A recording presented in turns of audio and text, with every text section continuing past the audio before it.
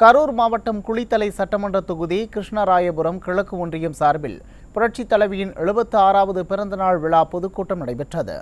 பாப்பக்காப்பட்டியில் நடைபெற்ற பொதுக்கூட்டத்தில் முன்னாள் போக்குவரத்து துறை அமைச்சரும் கரூர் மாவட்ட செயலாளருமான MR விஜயபாஸ்கர் கலந்து கொண்டு சிறப்புரையாற்றினார்.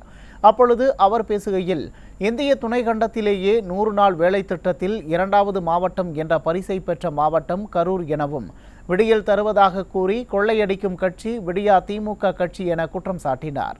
இதனைத் தொடர்ந்து 50க்கும் மேற்பட்டோர் மாற்றுக் கட்சியில் இருந்து விலகி தங்களை அதிமுகவில் இணைத்துக் கொண்டனர். இந்திய துணைக்கண்டத்திலேயே 100 நாள் வேலை திட்டத்தில் 2வது மாவட்டம் என்ற பரிசை பெற்ற மாவட்டம் கரூர் மாவட்டம். 2வது பரிசு டெல்லியில போய் வாங்கிட்டு வந்தாங்க. ஆட்சிக்கு வந்து விடியல் தரம்னு சொல்லி இன்னைக்கு கொள்ளையடித்துக் கொண்டிருக்கக்கூடிய ஆட்சி தான் திமுகவினுடைய ஆட்சி.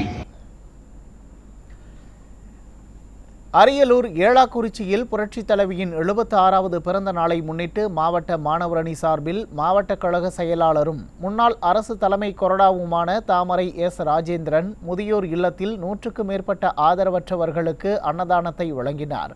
இந்நிகழ்ச்சியில் கழக நிர்வாகிகள் பலர் கலந்து கொண்டனர்.